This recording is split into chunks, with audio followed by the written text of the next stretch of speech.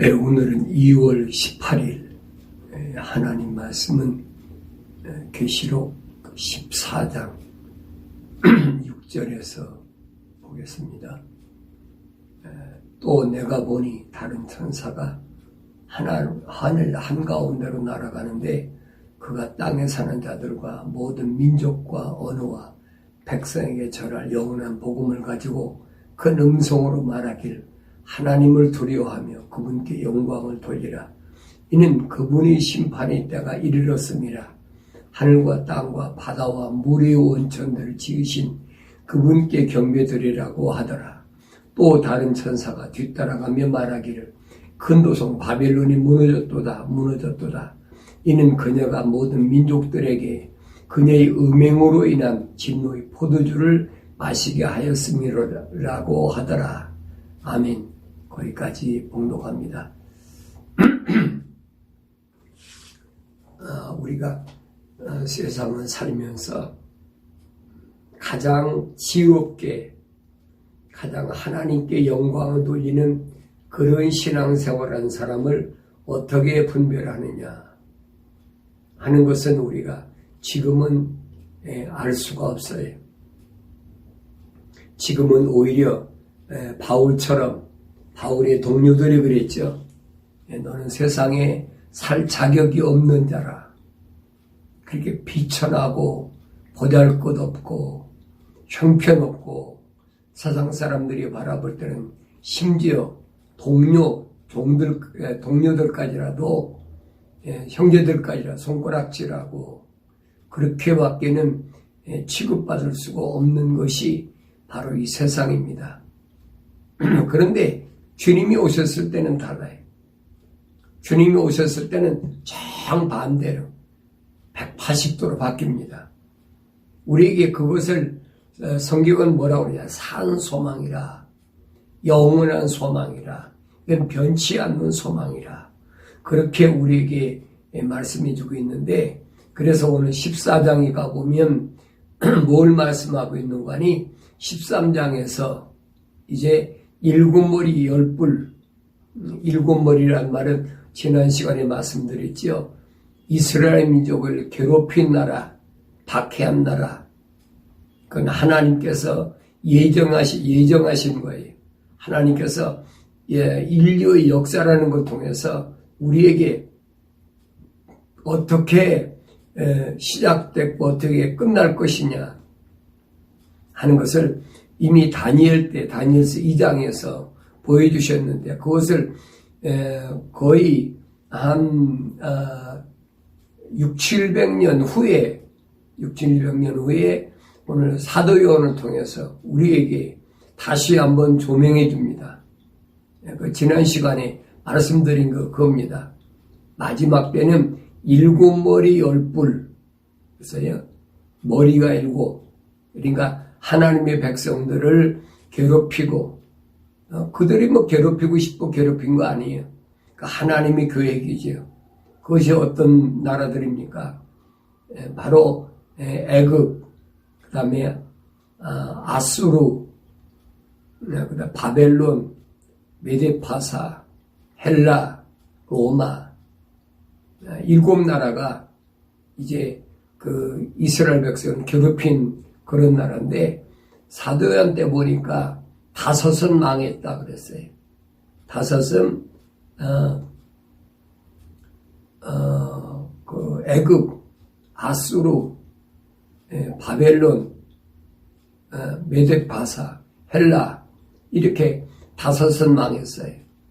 그리고 사도요한이 살 때는 로마가 지배할 때니까, 로마가 6번째 나라죠. 6번째 로마 시대에 사도요한이 계시를 받은 거니까. 그래서 5은 망했지만은 하나는 아직 오지 않았다. 다시 말하면 앞으로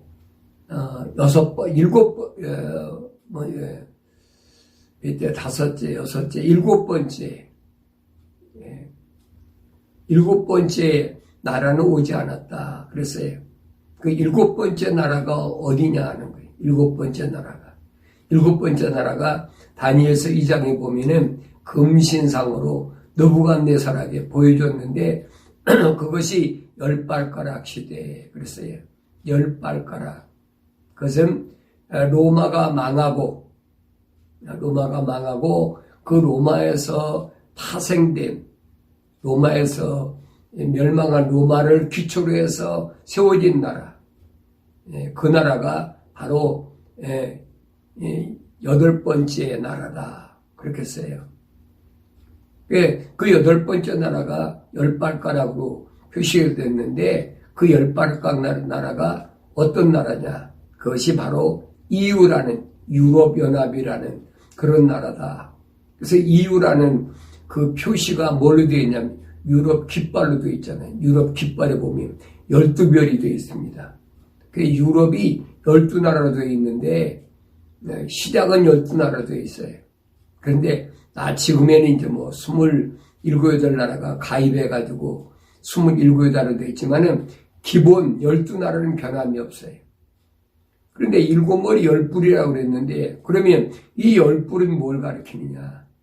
12나라인데 왜 10나라가 되느냐? 계시록에 보면 3뿔이 빠지고 그랬어요. 그래서 3나라가 3뿔이 빠지고 그리고 작은 한 뿔이 일어난다. 이 작은 뿔이 이제 앞으로 세상을 통치하는데 그건 직접적인 통치든 간접적인 통치든 그건 상관이 없어요. 다만 성경에 그렇게 기록되어 있으니까 우리가 그렇게 알고 있는 거지요. 중요한 것은 이런 것들이 성경 요한계시록에 보면은 가려져 있다. 그래서 새 짐승을 표했어요. 표범으로, 그 다음에 곰으로, 사자로. 내가 말씀드린 게 표범은 그 변장술이 능하기 때문에 자기를 잘 가리고 있는 거예요. 안 보이 식별하기 어렵지요. 아무나 식별하면 되겠습니까? 안 되지요. 그러니까 잘 가리고 있는 거예요. 그러니까 일반 사람들에게는 잘 표시가 안 나요. 두 번째는 이들의 특징이 뭐냐? 곰발 같다. 끌어가는 정치다. 오늘날 끌어가는 정치가 뭐예요? 사회주의, 공산주의. 근데 사회주의, 공산주의라도 거기만 그렇습니까? 사회주의, 공산주의 아닌 것도 끌어가는 게 얼마나 많아요. 세상은 점점 그렇게 간단 말이에요. 세상은. 그래서 내가 지난번에 말씀드린 그겁니다. 그들이 내세우는 게 뭐냐? 하나님께서 약속하신 노아 때 물로 세상을 멸망시키지 않겠다는 하나님의 약속. 보, 남, 파, 초, 노, 주, 빨. 그렇죠? 7가지. 그러니까 보라색으로 시작해서 마지막은 빨간색까지 가는 거예요. 이들이 이걸 깃발 내세우는데 이들이 어떤 생각을 가지고 있느냐? 동성연애. 그렇죠? 동성연애. 그건 내 말이 아니에요. 성경에 기록된 걸 얘기하는 거예요. 하나님이 약속이란 말이에요. 동성연애. 성경이 또 동성연애 하던 것이 어디 있습니까? 그게 소돔과 고모라잖아요. 유황불로 멸망시킨. 세상이 점점 지금 그렇게 동성연애화 되고 있다. 이거 얼마나 심각한 거예요. 이걸 좀 더 뭐라고 그럴까요? 디테일하게 설명한다고 그럴까요? 그러면 이게 뭐냐면 사람과 짐승과 구별이 안 되는 거예요. 심각한 얘기죠. 이런 때가 되면은 누가 나오느냐? 작은 뿔이 나오는데 그 뿔이 세상을 통치한다. 그 통치하는 방법, 수단이 하나가 뭐냐면 그것이 바로 짐승표라는 거. 짐승이 통치하니까 짐승이 필요하죠. 짐승표가 필요하죠. 지금이야 짐승이 통치하지 않으니까 화폐가 필요하잖아요. 화폐 시대가 지나가 버리면 일명 다른 말로 무슨 말이냐? 무화폐 시대다. 돈이 필요 없는 시대다. 그 돈이 필요 없는 시대가 무슨 시대냐? 그것을 가리켜서 우리는 디지털 시대다, 5G 시대다, 뭐 4차 산업이다, 뭐 여러 가지 말을 하고 있어요. 그런데 이것은 하나의 하나님의 계획에 의해서 지금 돌아가는 과정이 진행되는 과정. 이런 것이 나타났다고 해서 금방 뭐가 이루어집니까? 아니잖아요. 주님이 비유로 말씀하시잖아요.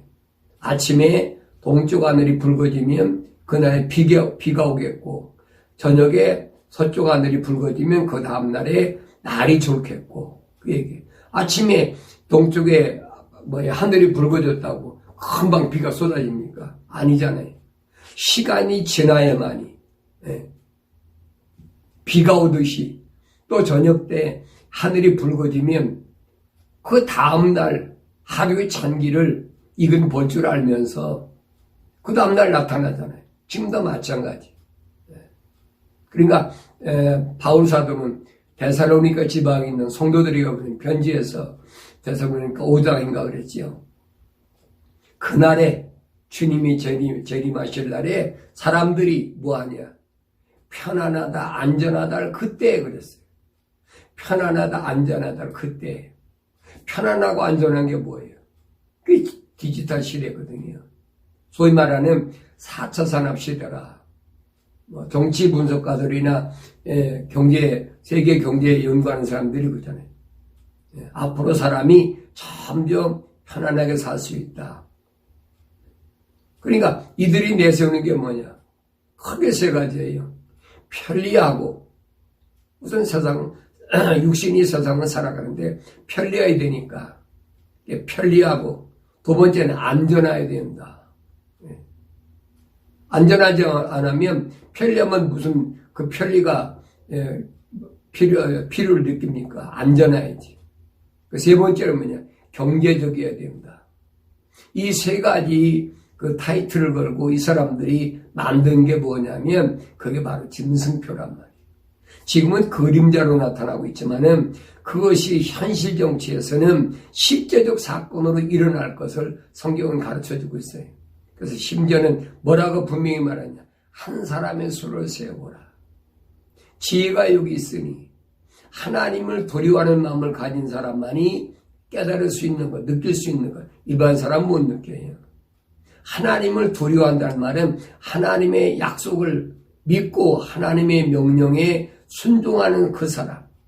하나님의 말씀의 명령을 거역하는 사람은 여기 해당이 안 돼. 예배당에 아무리 다녀도 그 사람 여기 해당되는 사람이에요. 해당되는 사람이 아니에요.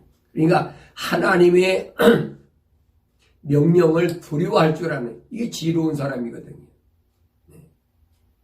지각이 있는 사람은 하나님의 그 엄중한 거룩한 사랑의 호흡으로 지음받은 사람만이 느낄 수 있는 지각이에요. 영생에 들어갈 자지. 그 사람은 그 수를 세어보라는 거예요. 그 수가 뭐냐? 666이냐. 이 한 사람의 수예요. 한 사람의 수.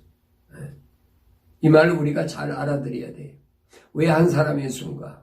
하나님께서 인간을 지으실 때도 각자 한 사람 한 사람 지으셨지요. 뭉태으로 가족 단위로 지으신 게 아니에요.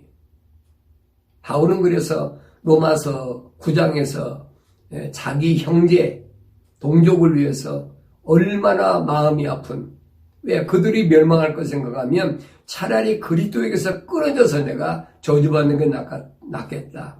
그런 안타까운 마음을 가지고 복음을 증거했는데 하나님께서 바울에게 가르쳐준 게 뭐냐? 로마서 9장 6절에서 보면 하나님 말씀이 헛되지 않았다. 자기 옛날에 몰랐는데 부활하신 예수를 만나고 나니까 그것이 눈에서 비늘이 떨어지고 나니까 세상을 보는 눈이 바뀌어졌다는 거예요. 가말리엘 교법사 밑에서 공부 안 했습니까? 다 공부했죠. 아브라함이 씨라는 거 다 공부했죠. 근데 전에는 몰랐다는 거예요. 그래서 자기 형제나 동족을 위해서 그렇게 애탄 마음으로 자기가 복음을 증거하려고 했는데 하나님 말씀을 통해서 바울이 깨닫게 해준 게 뭐냐? 아브라함의 몸에서 난 자가 다 아브라함 씨가 아니라는 거예요. 심각하잖아요. 오늘날 아브라함의 씨가 중동지방에 얼마나 많습니까? 여러분 아브라함 몸에서 난 자들이 얼마나 많아요? 아브라함 몸에 난 자들이 뭐 이삭만 있습니까? 또 이스마엘만 있습니까? 아브라함의 그 아들 전체를 보면 8명이에요. 왜? 구두라라는 데서 또 6명을 낳았잖아요. 그게 다 아브라함 씨예요. 그 아브라함 몸에서 난 8명의 형제들이 중동지방에 지금 다 포진되어 있어요. 그뿐 아니죠. 또 그 8명에서 난 그 후손들이 얼마나 많습니까? 근데 성경은 뭐라고 그런 거 아니야? 하나님은 하나님의 계획은 뭐냐면 아브라함의 몸에서 난 자가 다 아브라함 씨가 아니라는 거예요. 내가 내 자식으로 인정하는 것은 오직 이삭의 몸에서 난 자만이 내가 내 씨라고 칭하겠다는 거예요. 그 8명 가운데 1명밖에는 하나님의 호흡으로 지음받은 자가 없다는 얘기지. 거룩한 호흡으로 지음받은 자가 없다. 이게 여러분 숨겨져서 안 보이는 겁니다.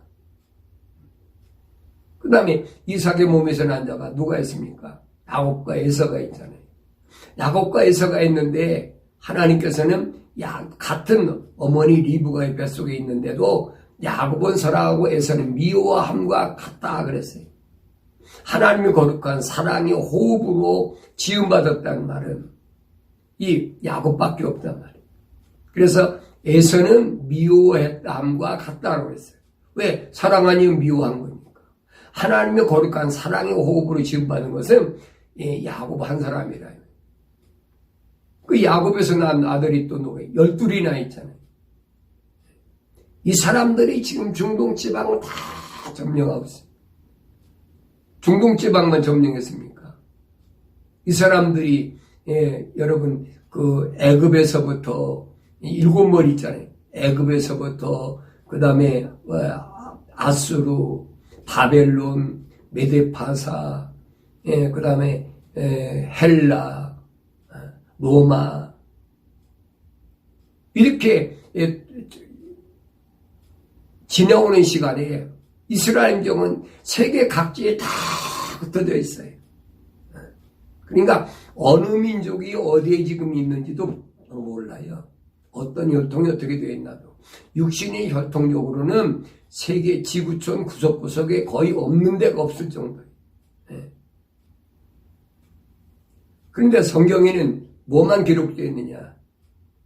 아브라함의 혈통, 하나님께서 인정한다는 것. 이삭이란, 그 다음에 야곱이란. 그 야곱에서 갈라진 것이 12아들 가운데 성경에는 장자를, 육신의 장자로는 유다를, 그 다음에 영적인 장자로는 요셉을 그렇게 나눠놨어요. 그래서 이들이 출애굽할 때 보면은 가나안 땅을 들어간 사람이 누구냐 하는 거예요. 누구냐? 가나안 땅에 들어간 사람 보면 이 유다와 요셉 지파에서 요셉 몸에서 남자가 가나안 땅에 그 여호수아 갈렙이란 말이에요.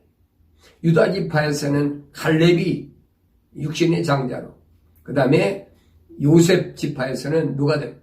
에프라임이란 두 번째 아들. 그가 여호수아예요. 그 여호수아가 이스라엘 백성을 가나안 땅까지 인도하는 모세 다음으로 지도자로 선발된 겁니다. 이런 그림들이 우리 성경을 읽지 않으면 볼 수가 없어요. 또 성경을 읽어도 회개하고 생각과 마음과 삶의 가치관이 하나님 앞에 올바로 돌아서서 열심히 상고하지 자세히 읽지 않으면 보이질 않는 거예요. 그러니까 마지막 때 하나님께서 이 짐승표를 가지고 측정하신다는 거예요. 전삼년반에는 어떻게 측정해요? 교회들, 부르심을 받은 자들, 에클레시아라는 부르심을 받은 자들을 주는 그리스도의 살아계신 하나님의 아들이시라는 그 베드로의 신앙 고백 위에 세워진 부르심을 받은 자들, 그걸 가리켜서 교회들의 에클레시아래. 그들을 하나님께서 가르칠 때 보면은 진짜냐 가짜냐. 육신의 혈통이 아니라 하나님의 사랑의 호흡으로 지음받은 자를 가를 때 보면은 어떻게 가르느냐. 짐승표를 받느냐 안 받느냐. 짐승표를 받고 안 받는 거야. 예. 누구나 이게 짐승표다 그러면 안 받지요. 세상 사람들이야 세 가지 그랬지. 편리하고 안전하고 경제적이다. 그러면 다 좋다고 따라가는 거지. 이제 성경은 아니라는 거예요. 편안하고 안전하다. 그때에 주님이 오실 때가 됐으니까 빛 가운데 거하는 자에게는 주님이 반드시 그에게는 계시하시고 주님 오신다라고 바울 사도 통해서 분명히 우리에게 약속하신 말씀.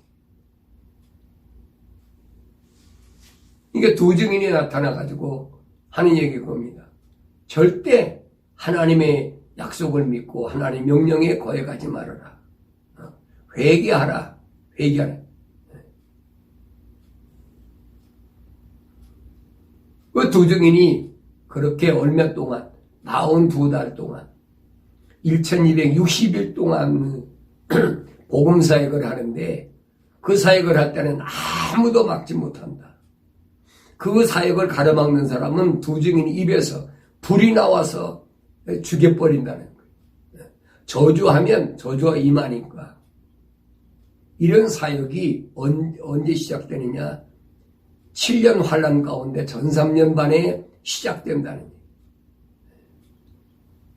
거예요. 다니엘서 보면은 이 사역이 얼마냐?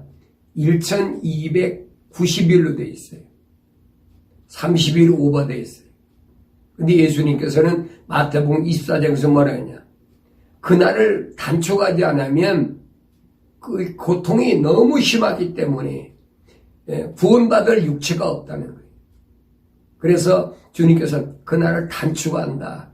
그래서 계시록 11장에서는 1260일 42달로 그렇게 기한을 정해놓으셨고 후 3년 반에 가서는 뭐가 있느냐? 다니엘서 보면 1335일로 되어 있는데 1335일이라는 말은 42달 다시 말하면 36개월하고도 두 달 반이 오버가 되는 거예요. 그러니까 30 8개월 반이 되는 거예요. 그게 1335일이에요. 그런데 그날도 유대인들이 견디지 못하니까 구원받을 유대인들을 위해서 하나님께서 뭐 하시느냐? 그날도 42달로 규정해 놓으셨어요. 그래서 그 작은 뿔이 권세를 가지고 세상을 핍박하고 그 사람 그 기간이 42달이라. 성경은 정확하게 기록해놨어요. 그러면 이 유대인들이 성전을 지으려고 할 때가 어느 때냐는 거예요. 그때가 전삼년 반 시작이라는 거예요. 그들이 하나님의 성전을 짓기 시작하면 말. 그래서 그들이 성전을 져가지고 그 성전에서 하나님께 경배드린다, 예배드린다. 그 기간 동안이 얼마냐? 길어봐야 전 3년 반 동안밖에 안 된다는 거예요. 후 3년 반에 가서 뭐하냐? 후 3년 반에 가서는 그 작은 뿔이 하나님 거룩한 성전에 앉아서 예수님도 말씀하셨잖아요. 다니엘을 통해서 약속하신 말씀을 기억하라는 거예요. 멸망에 가증한 것이 거룩한 데 선 것을 보거든 그랬어요. 다시 말하면 작은 뿔이 하나님이 거룩한 성전에 앉아서 자기가 하나님이라고 할 때 그때는 멸망한다는 거예요. 그들이 통치하는 기간을 42달 1260일이라고 분명히 성경은 약속해 놨어요. 그리고 나서 마태복음 24장에 보니까 하나님께서 천사를 통해서 세상을 뭐 하시냐? 추수하신다. 추수하시는 그 내용들이 이제 14만 계시록 14장 1절부터 5절에 보면 기록이 되어 있습니다. 계시록 오늘 봉독한 내용들이 14장 6절부터 보면은 기록되어 있고 14장 그럼 1절부터 5절까지는 뭐냐? 5절까지 보면 14만 4천이 기록되어 있는데 14만 4천이 누구냐 하는 겁니다. 14만 4천을 여러 가지로 말하는 사람도 있어요. 그런데 성경을 보면은 성경을 여러분들이 상고할 때 항상 말씀드리는 게 그겁니다. 퍼즐을 맞춰라. 특별히 요한계시록은 1장부터 22장까지가 퍼즐을 안 맞추면 알지 못하게 돼 있어요. 이게 연대로 순차적으로 기록된 것이 아니에요. 만약에 연대로 순차적으로 기록됐다면 누구나 다 알지요. 누구나 다 안다면 거기 계십니까? 아니지요. 하나님의 거룩한 성령으로 인맞은 자, 특별히 14만 4천 누굽니까? 계시록 7장에 보니까 하나님의 인을 맞은 자. 이 부분을 우리가 잘 분간해야 돼. 교회 시대는 성령으로 인친 자 그랬어요. 그런데 마지막 때 7년 내활한 때는 14만 4천 하나님께 특별히 그 사역을 받은 이 두 증인의 사역을 감당하는 사람은 누구냐?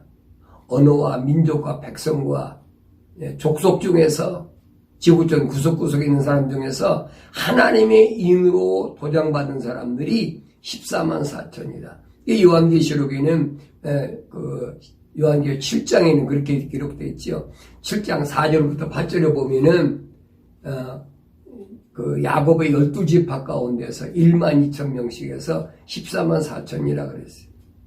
그런데 이 14만 4천이 요한계시록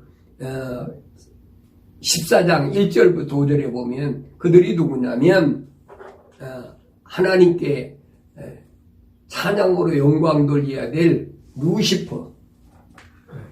이 루시퍼가 제 자리를 떠나가지고 하나님을 거역하다가 멸망을 자처한 땅으로 떨어진 이 자리가 비어있는데 이 자리에서 하나님께 찬양 드릴 그 14만 4천 명을 하나님께서 요한계시록 14장에 보면은 뭐라고 말씀하셨느냐.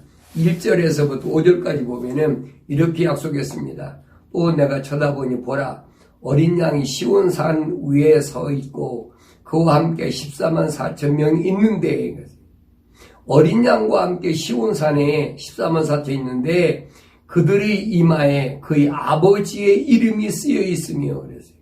아버지 이름이 쓰여 있다는 말은 무슨 말이냐면 계시록 7장에서 하나님의 인으로 도장쳤다는 얘기예요. 교회 시대의 성도들에게 성령으로 인친 것이 아니에요. 이 14만 4천은 계시록 7장에서 약속한 대로 하나님의 이 인으로 하나님의 도장으로 이마에 인을 쳤다는 거예요. 그래서 아버지 이름이 쓰여 있더라 그랬어요. 또 내가 하늘에서 나는 소리를 들으니 많은 물소리와도 같고 큰 천둥소리와도 같더라. 또 내가 하프 타는 자들의 하프 소리도 들었노라.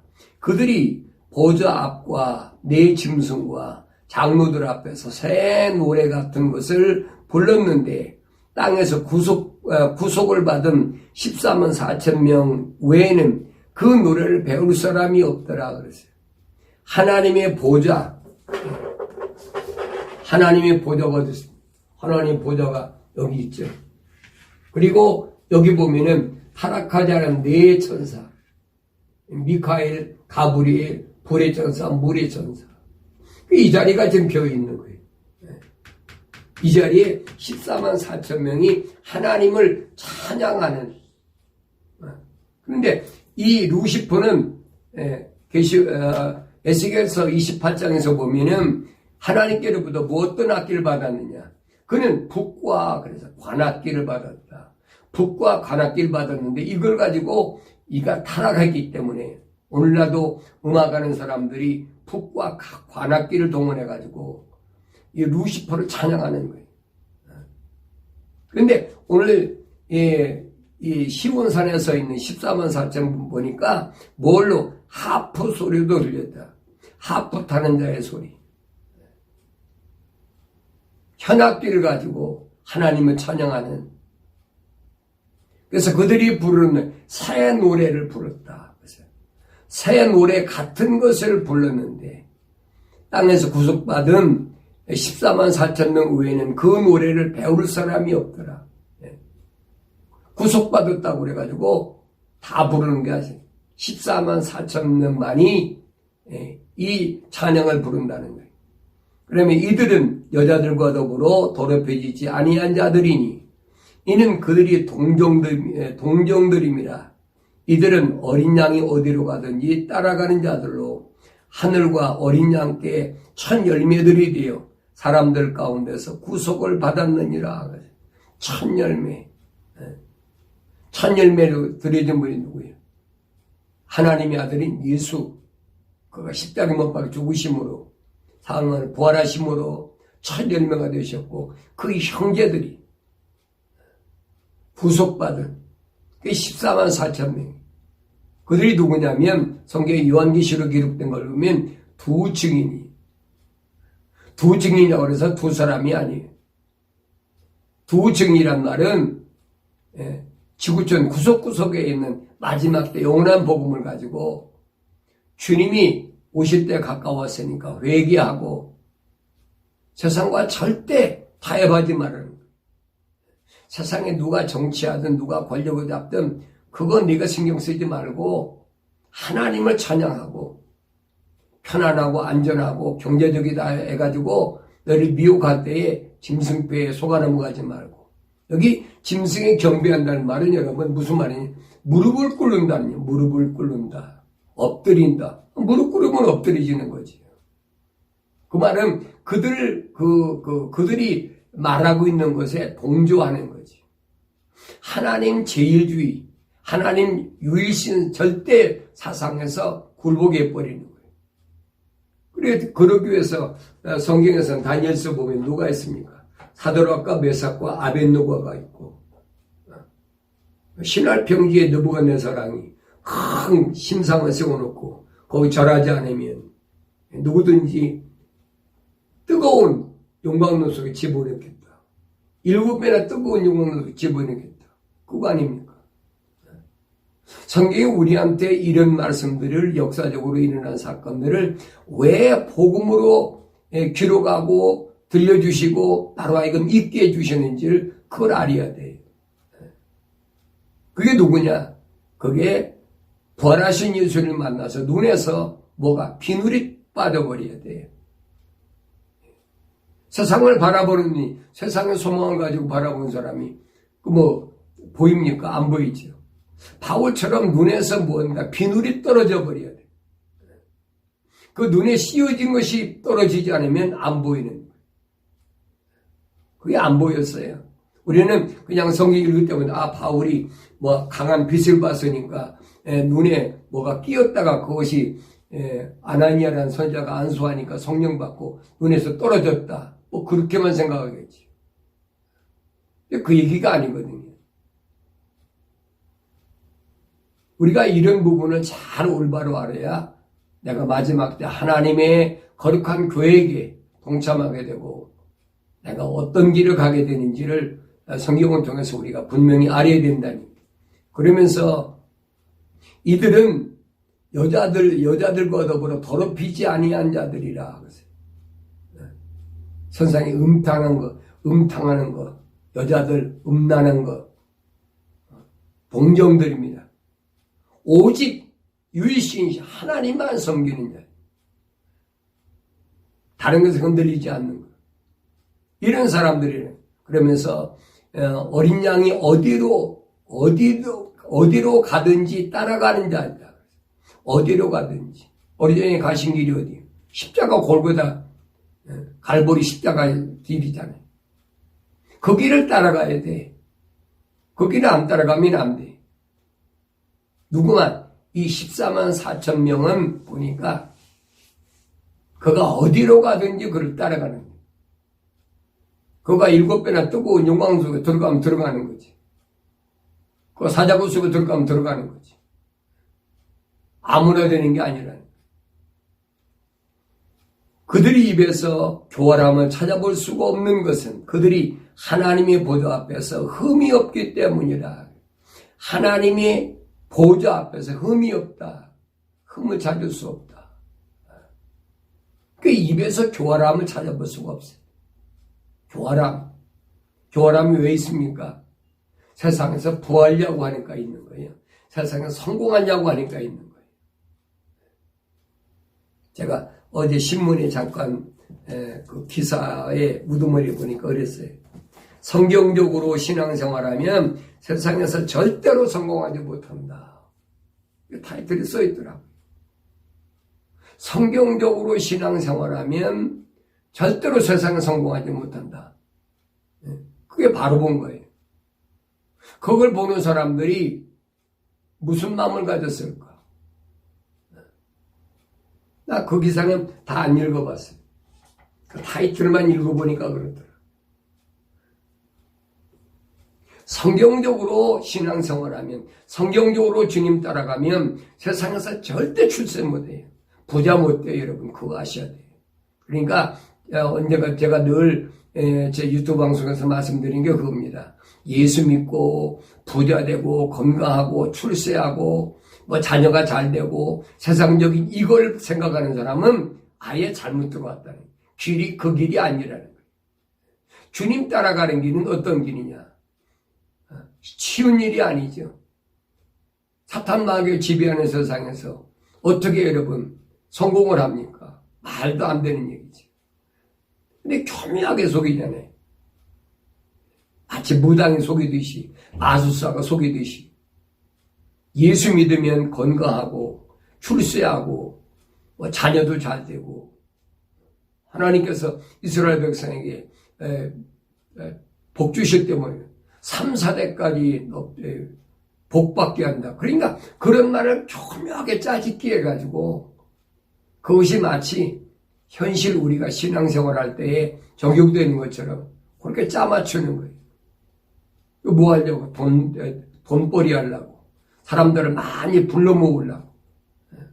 사람들이 모여들잖아요. 그런 말을 많이 하는 여러분 예배당에 가보세요.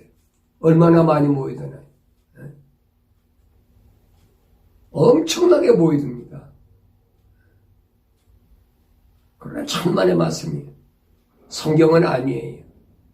어딜 봐도 성경 그렇게 안 되어 있어요. 그러니까 이런 악한 짐승 시대에 내가 어떻게 세상을 살아갈 것이냐 하는 부분을 올바로 알아야 됩니다. 근데 주님이 오시면 가장 존귀받는 게 누구냐? 바로 14만 4천. 이들이 3년 반 동안 한시적으로 사역을 감당하지만 마지막 때 뭐합니까? 무참하게 구렁에서 깊은 구렁에서 올라오는 악한 짐승들한테 무참하게 죽어버리잖아요. 이들이 입에서 막 자기들이 복음을 전할 때 방해할 때 입에서 불이 나와가지고 그들을 막 죽이고 물을 피로 변하게 해주고 이런 능력이 있으면 천하무적이잖아요. 그런데 아니잖아요. 3년 반 동안 이들이 사역 기간에 딱 맞춰지면 무참하게 그냥 그 사탄 마귀 세력이 죽어버리는 거예요. 마치 누구와 같아요? 예수님과 똑같잖아요. 예수님이 뭐 무리도 걸으시고 죽을 사람도 살리고 병자도 낫기고 귀신도 내쫓고 천하무적이잖아요. 심지어 주님 뭐라고? 하늘에 내가 한번 얘기하면 하늘에 12군단이 천사가 동원되는 거 아직 못하느냐.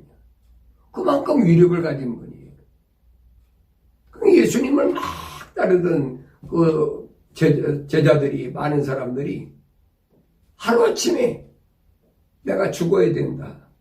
내가 세상에 내려온 것은 하나님께로부터 거룩한 호흡으로 지음받은 하나님의 자녀들의 죄를 사하기 위해서 내가 죽으러 왔다. 다 떠나가 버리는 거예요. 지금까지 병도 고치고 오병이의 기사와 이적을 행하고 4,000명씩 또 사람들을 먹여주고 하던 그분이 자기가 죽어야 된다는 거예요. 무리를 고르다니는 언제이시고 그런 기적을 행하신 분이 뭐가 두렵습니까? 그러면 주님이 하신 말씀이 뭐라고 하시죠? 육은 전혀 무익하니라. 그 이해가 되겠어요? 살리는 것은 영이니 내 말이 생명의 영생이라. 다 떠나갔다고 성경에 기록되어 있어요. 왜 그런 부분을 못 보냐니까. 왜 그런 부분을 못 보느냐. 맨날 병 고친다, 뭐한다, 귀신 내준다. 그것에만 이 세상에서 부유하고 이 세상에서 성공하고 거기에 삶의 초점을 맞추지 왜 주님 오셔서 사신 그 모습을 안 보냐면 그러면서 어떻게 주님 따라간다고 하느냐. 이 두 증인이 주님이 가신 고기를 그대로 따라가거든요. 그게 얼마나 3년 반 동안 42달 동안 1260일. 그래서 이들이 성경에 보면은 14만 4천이다. 루시퍼가 쫓겨난 그 자리에서 하나님께 영광 돌린다.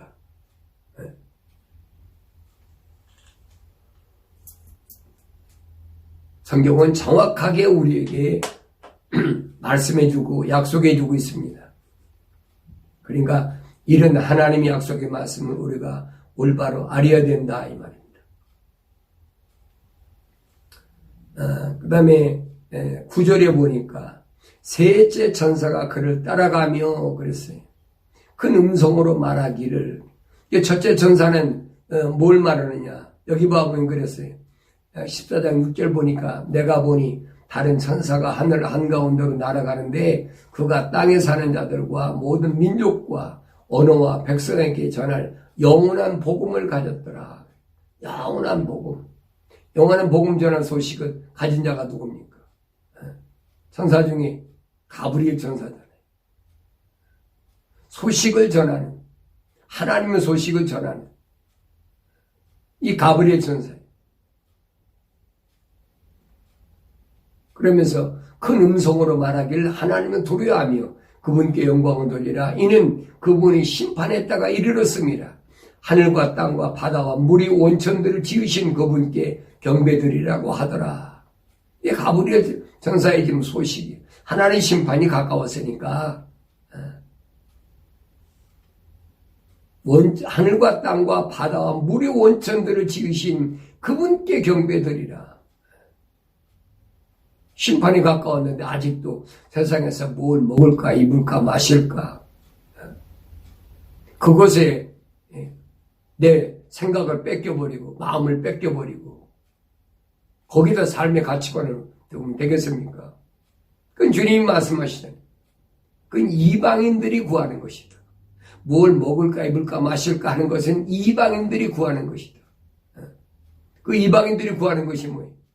요한계시록 보니까 요한계시록 11장에 보니까 사도 요한이 그 말입니까? 성막 가운데 성전들은 이방인들에게 내주라는 거예요. 성전들까지는 온 것은 그거는 이방인 생각과 똑같다는 거예요.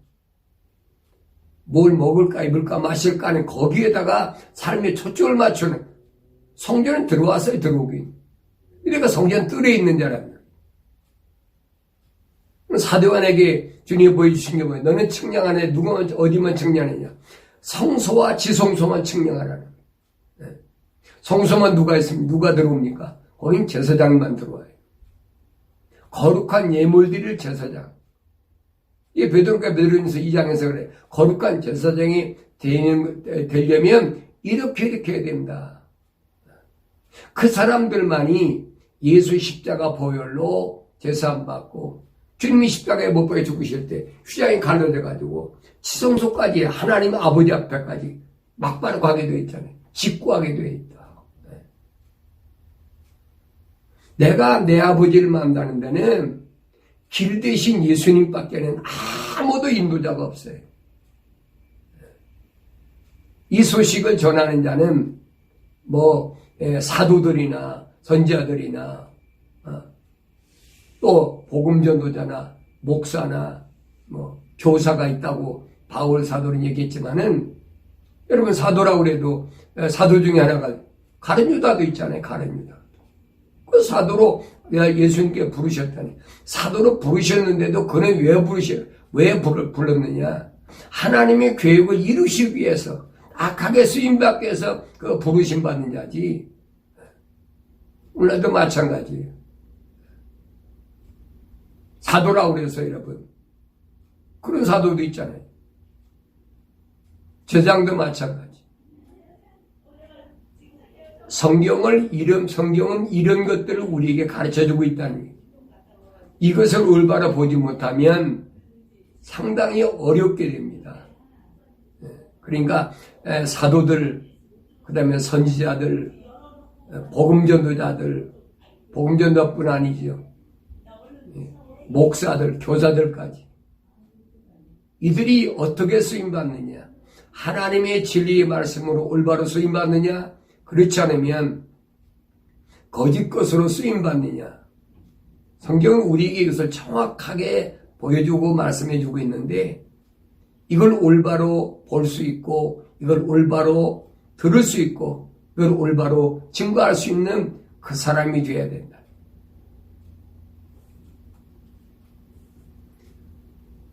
그 두 번째 천사가 보니까 또 다른 천사가 뒤따라가며 말하기를 큰 도성 바벨론에 무너졌도다. 이는 그녀가 모든 민족들에게 그녀의 음행으로 인한 진노의 포도주를 마시게 하였다. 그랬어요.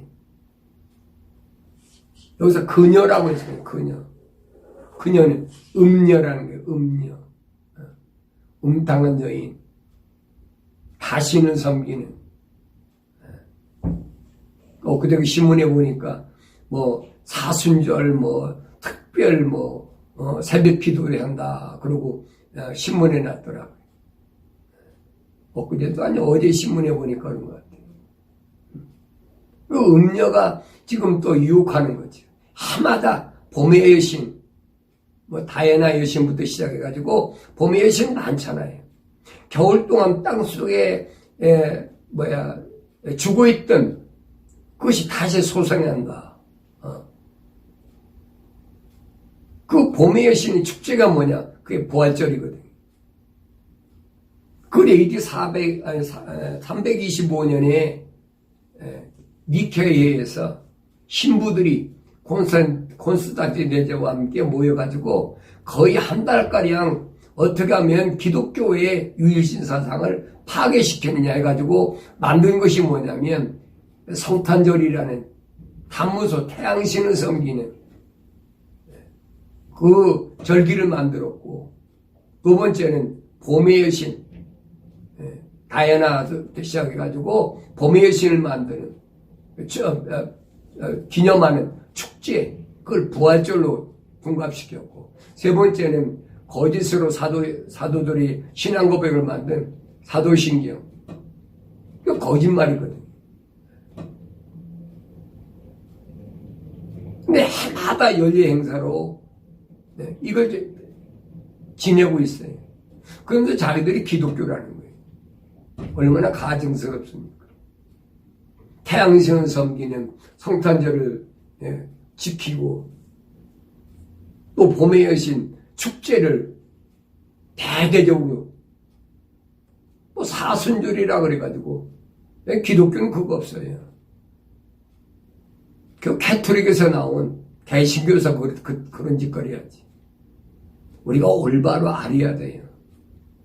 나도 그걸 몰랐을 때는 그거에 목을 메고 거의 한평생을 살았으니까 안타까운 얘기죠. 벌써 내가 이 애틀랜타 와가지고 10여 년 동안을 매달마다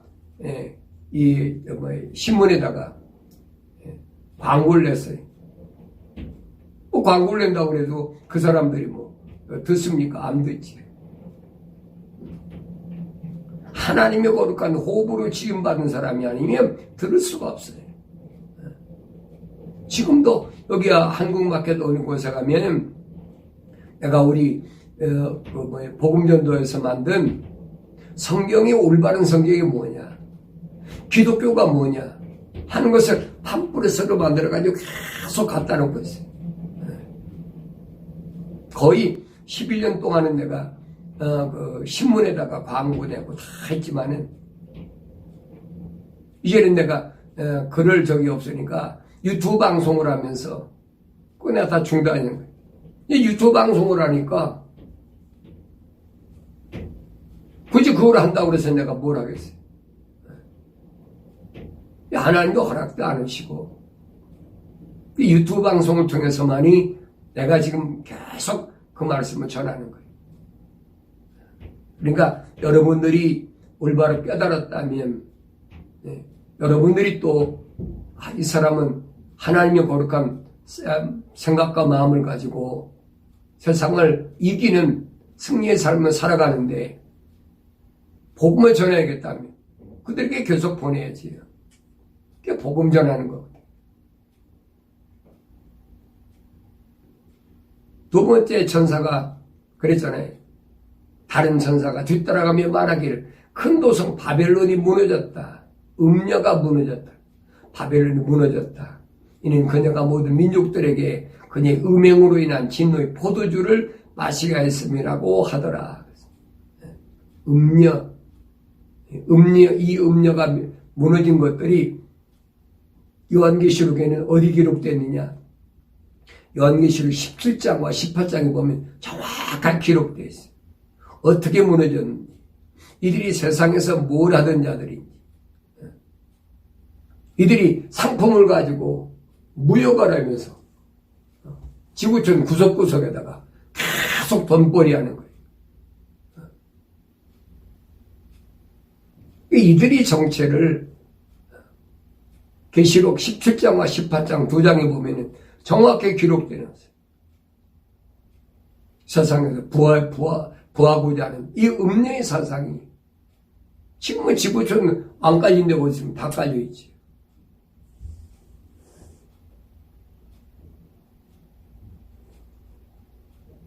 그런데 이제 이 두 번째 천사는 어떤 천사냐? 이 미카엘 천사입니다. 미카엘 천사. 사탄 마귀와 루시퍼와 싸우는 하늘의 군대 미카엘 천사. 근데 셋째 천사가 그들을 따라가며 큰 음성으로 말하기를 누구든지 그 짐승과 형상에 경배하고 그의 표나 이마나 손에 표를 받는다면 그 역시 하나님의 진노의 포도주를 마시게 되리니 그것은 그의 진노의 잔을 혼합하지 않고 부은 것이라. 또 그 사람은 거룩한 천사들의 면전과 어린 양의 면전에서 불과 유황으로 고통을 받으리라. 불과 유황으로 고통을 받게 한다. 이 어떤 천사가 불의 천사의 경고이지. 마지막 때 세상을 내 불로 심판하겠다. 그러면서 그 고통의 연기가 영원 뭉토록 올라가리라. 그 짐승과 그 형상에 경배하고 그의 이름의 표를 받는 자는 누구든지 밤낮 쉼을 얻지 못하리라. 여기에 성도들이 인내가 있으며 여기에 하나님의 계명들과 예수의 믿음을 지키는 자들이 있느니라고 하더라. 고통의 연기가 올라가는 유황 불못에 들어갈 거냐 안 들어갈 거냐 두 가지 중 하나예요. 이제 불의 천사가 지금 경고하는 거예요. 여기는 세 번째 천사라. 셋째 천사가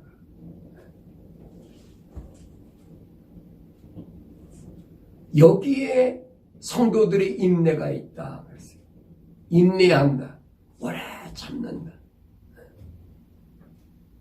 고통이 없는 데는 참을 필요가 없지요. 견디기 어려울 때 참는 것이 인내하는 거지. 그러면서 여기에 성도들의 인내가 있다. 거룩한 하나님 백성들의 인내가 있다. 하나님의 거룩한 백성들은 거룩을 지키기 위하여 뭐가 필요하니? 인내가 필요해요. 근데 이 인내는 어느 때만 되냐? 하나님의 계명들, 예수의 믿음을 지키는 자들이다. 하나님의 약속을 믿고 하나님의 명령을 지키는 자들. 이들이 바로 성도요. 이들에게 필요한 것이 인내다.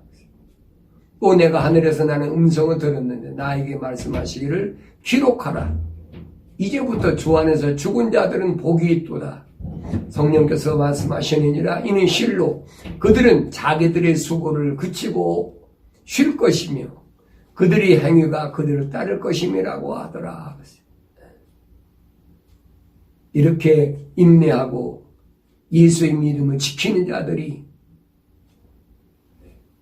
그 6째 천둥소리에서 보면은 빌라델피아라고 그러죠.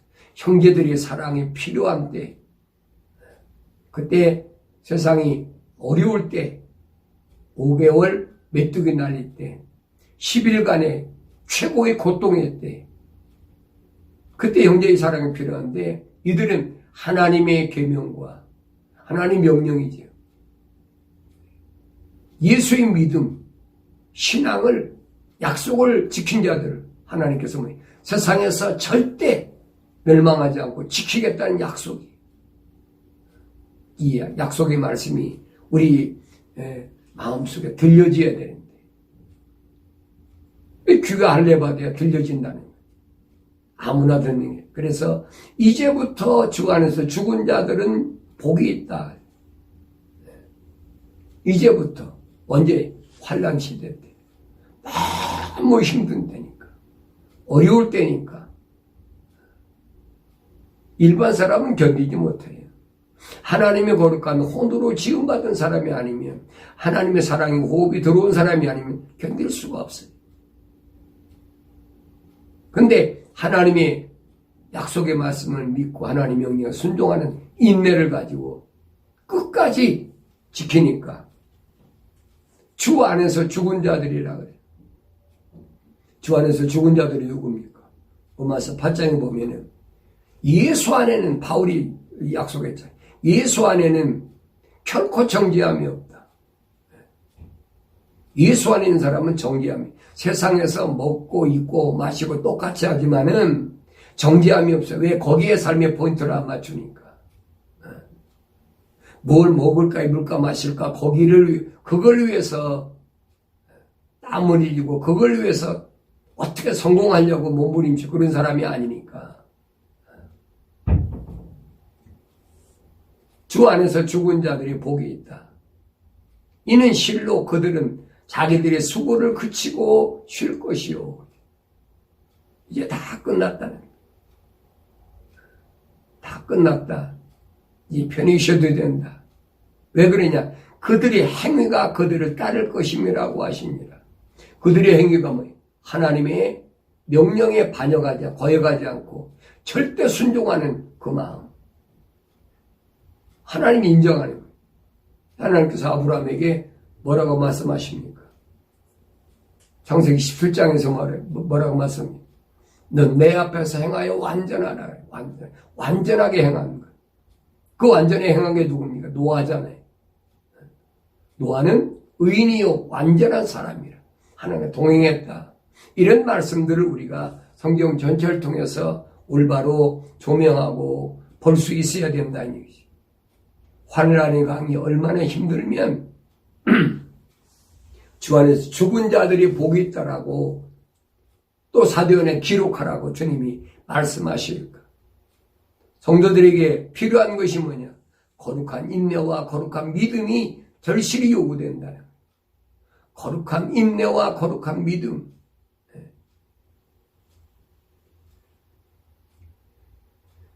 이 말씀들은 사도 요한이 그럴 것이라고 사도 요한이 추상적으로 말한 것이 아니, 성령께서 기록하라고 하신 명령대로 기록한 거예요. 그리고 본격적인 추수가 시작되는 그런 장면이 이제 계시록 14장 14절부터 시작됩니다. 그때 천사장이 휘하의 천사들이 타작이 시작되는 모습이 나타나요. 그래서 여러분들이 짐승시대라는 이 악한 것들이 세상을 통치하는 이때 우리가 지킬 게 뭐냐? 올바른 신앙생활은 절대 이들과 싸우려고 하지 말라는 거예요. 여러분 생각해 보세요. 누가 정치라, 누가 정권을 잡든 뭐하든 나하고 무슨 상관이 있어요. 내가 아버지 집에 가는데, 내가 내 아버지 집에 가는데, 세상 사람들이 무슨 짓거리 하든 나하고 무슨 상관이 있어요. 근데 미혹하거든요. 예수 이름 팔고, 하나님 이름 팔고, 성령 이름 팔고, 그럴 때, 악한 무리와 싸워야 된다, 뭐 해야 된다. 바울이 그러잖아요. 우리의 싸울 적은 세상의 정권이나 권세가 아니다. 이게 잘못 알고 있는 거예요. 그 짜집기 하다니, 교묘하게. 사람들의 그 감성을 자극하고, 이성을 마비시켜가지고, 혼돈하게 만드는 거예요. 그 감성을 자극하는 게 뭐예요? 그 노래잖아요. 막 이상한 노래 같은 거 만들어가지고, 사람들의 감성을 막 자극하고, 또 이성적으로, 합리적, 이거 왜 논리적이고 합리적이냐? 들어보면 그럴듯해요. 하나님께서 어떻게 악한 것들을 가만 놔두라겠느냐? 성경 봐라. 이 구약의 이스라엘 백성들이 이웃나라들, 이방인들과 싸운 것들을 계속 갖다 짜집기해서 붙이면서 그렇게 얘기를 합니다. 이러면 혼돈하면 안 돼요. 하나님의 거룩한 백성은 언제든지 하나님의 약속만 믿고 하나님의 명령에 거역하지 않고 그 길을 가는 거예요. 우리에게 나에게 보여준 그 그림이 누구냐? 모델이 누구냐? 예수 그리스도래요. 바로 예수님이 가신 그 길이 영원한 생명의 길이요. 그 길을 믿고 마지막 때 따라가는 우리 앞에 확실히 나타난 사명받은 자가 누구냐? 하나님의 인으로 하나님의 이름이 여기서 하나님의 이름이 이마에 기록됐다 그랬어요.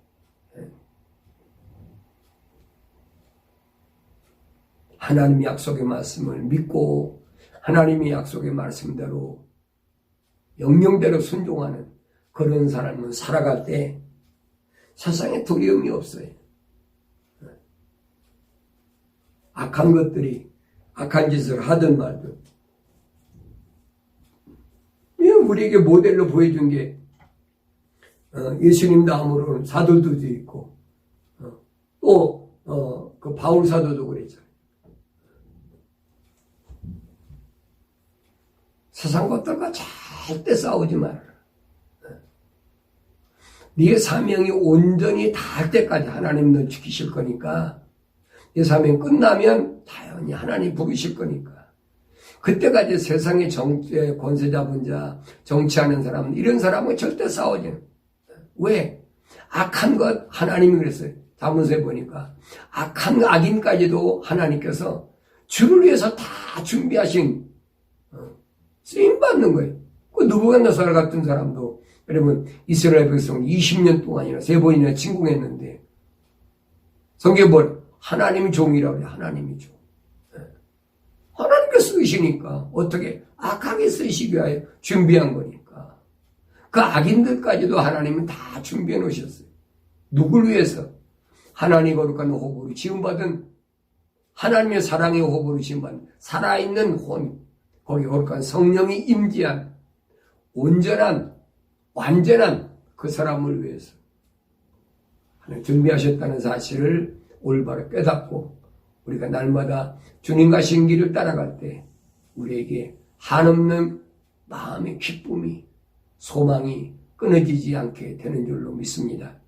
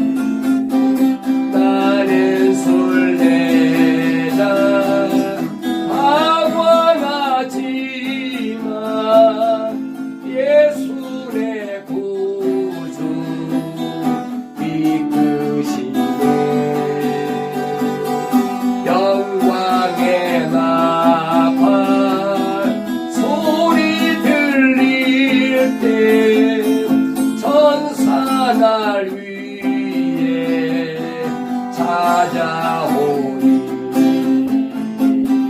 나는 설레자 돌아가리